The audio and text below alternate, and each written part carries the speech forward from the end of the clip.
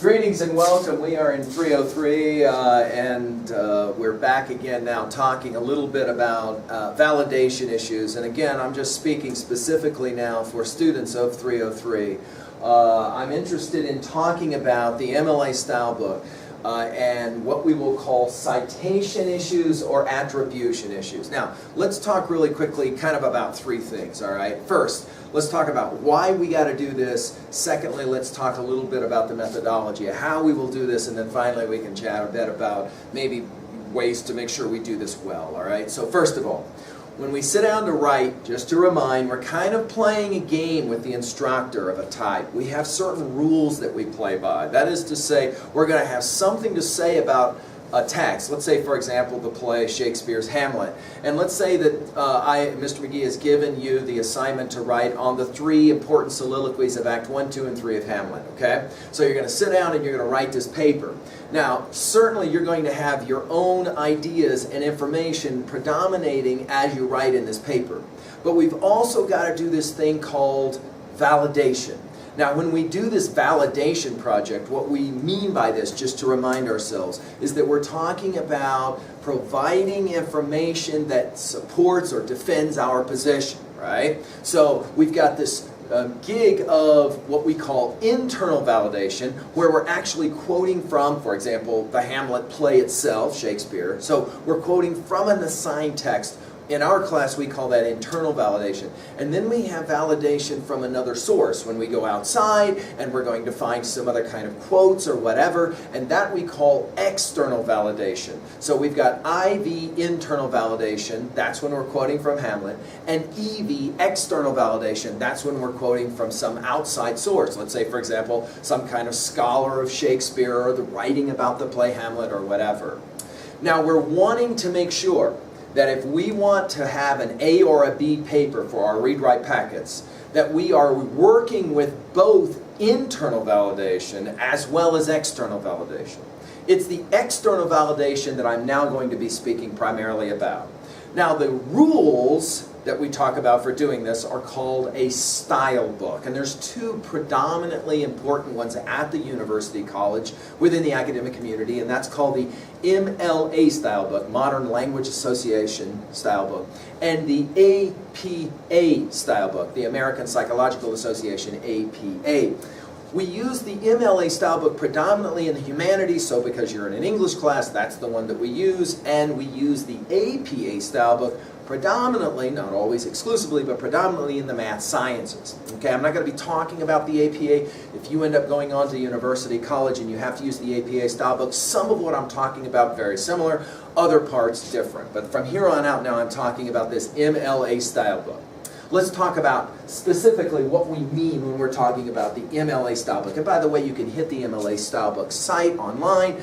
I'm going to have another suggestion that you go to an outfit called Owl Purdue. It's going to be actually provided as a resource for you on learnstrong.net and a sample paper that I'll be sharing with you in a bit. So you've got some ways to maybe get some additional help here if any of this is confusing for you. But I'm speaking now in just general ways about what is this whole thing about attribution or citation all about. Basically, it's a two-part dance. We have what we call in text, that's when we're writing in the actual text, the paper itself that we're writing, and then we have what's called end text, that is to say the last page of your paper is a works cited page. We don't call it a bibliography because we're only going to list on the works cited page what we've actually cited or quoted in the body of our paper, okay? So let's talk a little bit about the methodology and how we do this, all right? Very simple, and let's go very, very clearly through it, all right? When I'm writing on Hamlet and the three different speeches, soliloquies of Hamlet, Act 1, 2, and 3, I've got to have some basic skeleton guide information. That's, of course, very important. I'm going to start with some login information in the top left. You'll see this in the model paper that's provided on LearnStrong for you. I've got to make sure I do that, and then I'm going to have my two titles, a creative title and then an academic title underneath it in parentheses.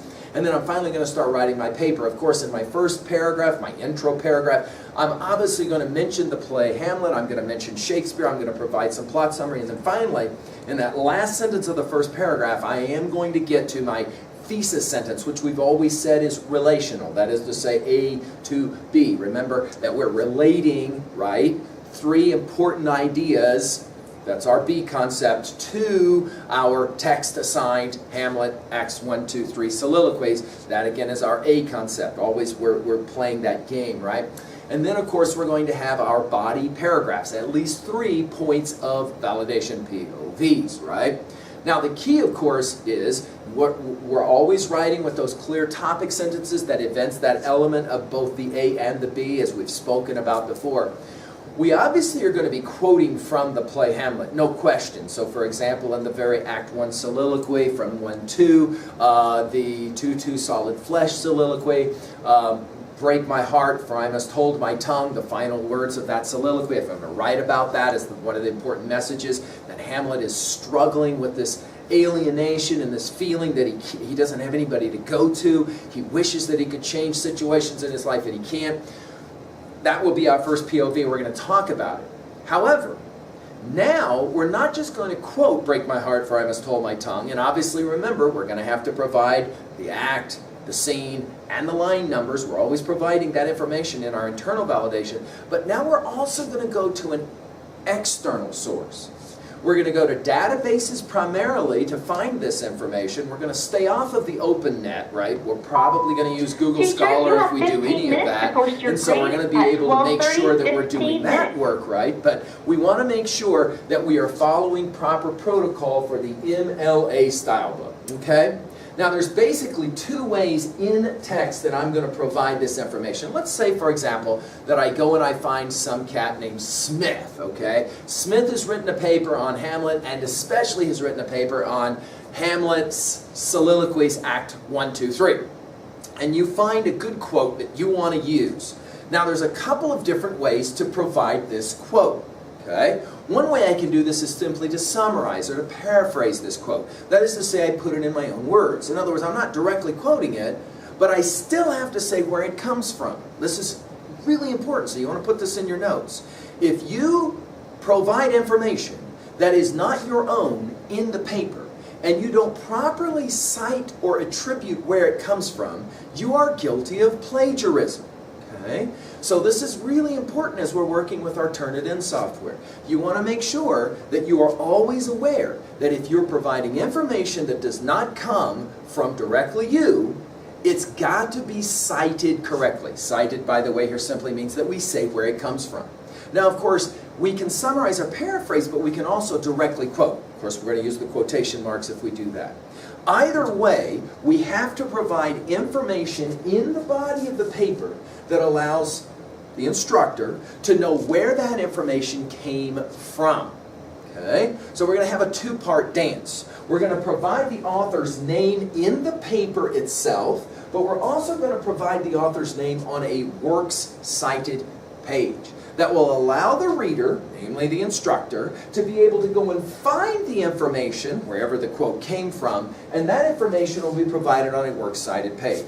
Let's be really clear really fast. You're not going to provide a lot of information about where the information, the quote came from in the body of the paper. For example, we're never going to put full URLs and all of that in the body of the paper. No. We don't want to do any of that. We want to make this really simple and easy for the reader, especially the instructor, and quite frankly, simple for you, the writer, as well. So we've got a quote.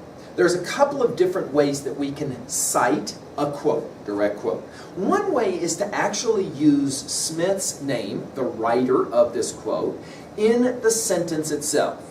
Dr. Smith of Penn State University, in a paper on Hamlet and the importance of soliloquies, has suggested blah, blah, blah, blah, blah. At the end of the quote, there is no need to provide any kind of attribution information because Smith's name has actually been used. The one exception to that rule in the MLA is if you're quoting from an actual book source, and then you should be able to provide page number information in parentheses, okay? On the other hand, though, if you simply just quote some information from Smith about break my heart, for I must hold my tongue line from the 1-2 soliloquy, you, after the quote, in parentheses, will actually put Smith's name. And of course, Smith's name in parentheses, right, is going to then be a name that will appear on the works cited page. In other words, if Smith is quoted in the body of the paper, he is definitely going to have a citation reference on the works cited page. You have to provide that information so that the instructor can go and find that information, and of course, if he wants to or she wants to, read it. Okay? So this citation methodology then will happen all the way through your paper. All right?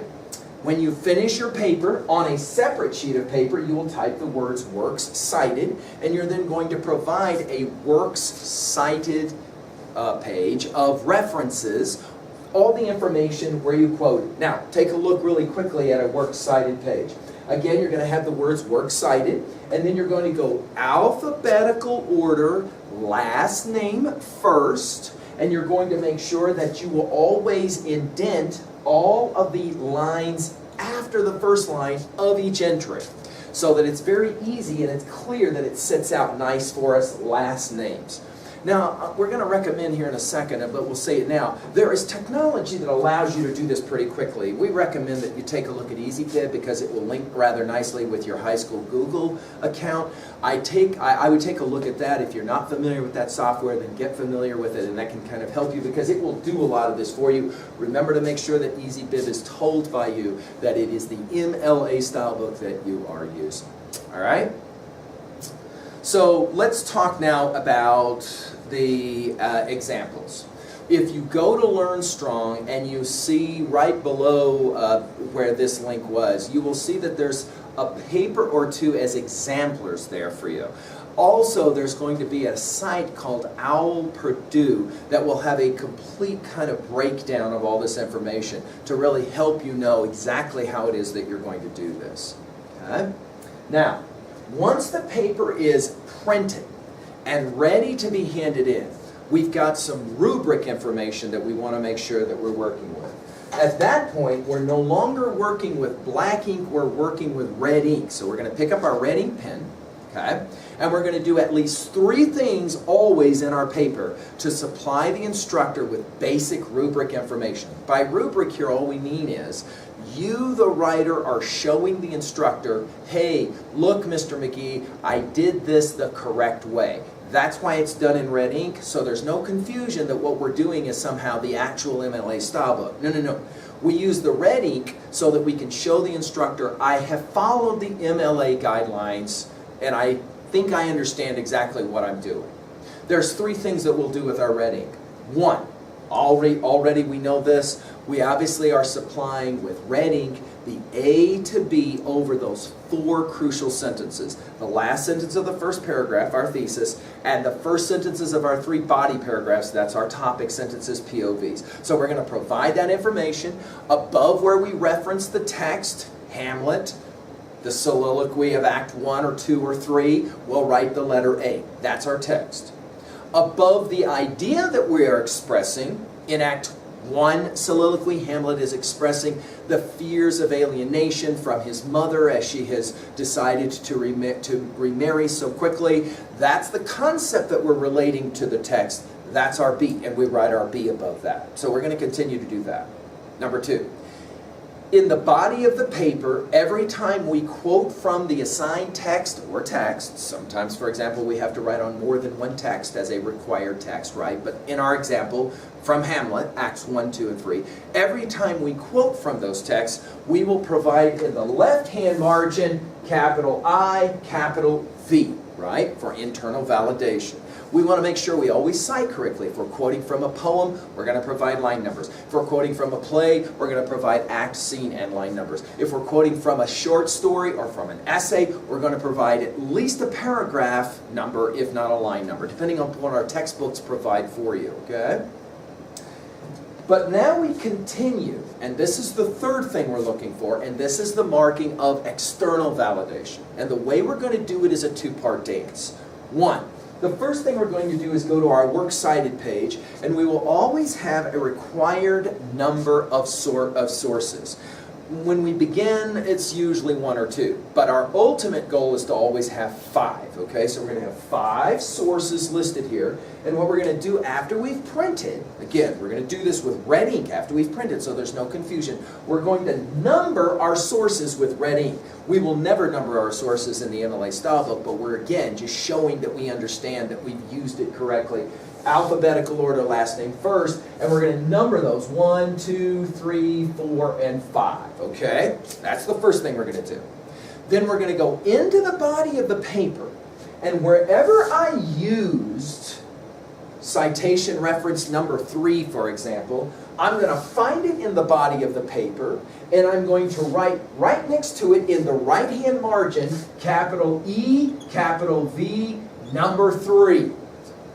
Okay? Now what that means is I have provided proper attribution in the body of the paper by providing author's last name, but now I'm making sure that I actually have quoted or cited that reference in that source in the body of my paper. So I'm going to find where I did it, and in the right-hand margin, left-hand margin is internal validation, in the right-hand margin I'm going to provide capital E, capital V, and the number.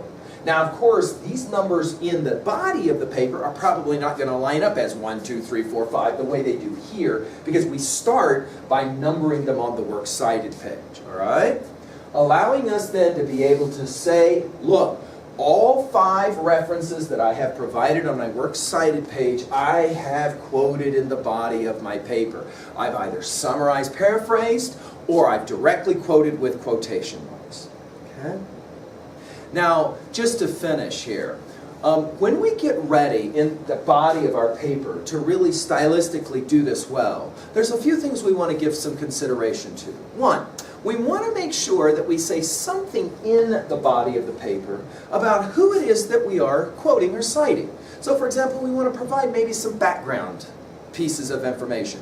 As I maybe mentioned in my example, Dr. Smith of Penn State University, writing and blah, blah, blah, blah, blah. It gives some background information, because the last thing we want to do is to appear that we wrote our paper and then said, oh yeah, we got to get some quotes, and then I run off somewhere and I get some quotes and then I just kind of throw them into the body of my paper. This, by the way, is what we call setting up the quote. So if you see in my comments on your paper that I'm saying you need to set up your quote better, that's what I mean. Say something about who this Smith individual is that you found when you went through database research or researching in the library or however you're finding your research.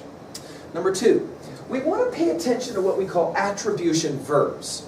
It becomes kind of programming that we often will say, Smith says, Macmillan says, and that verb says starts to get used over and over again. So we want to change our attribution verb from something other than says. We never want to use the word says, the verb says. We'd rather come up with some others. Smith suggests, Smith implies, and so on and so on. You can use a thesaurus to come up with a whole bunch of these different types of verbs, but Smith reports. But it makes a whole lot more sense stylistically. It makes your writing sound a whole lot cleaner if you're capable of changing these attribution verbs, as we call them. All right? Okay, finally then for us, the challenge here is to make sure that we begin our research early. All right? Thank you very much. I hope this makes some sense for you. Thank you and good day.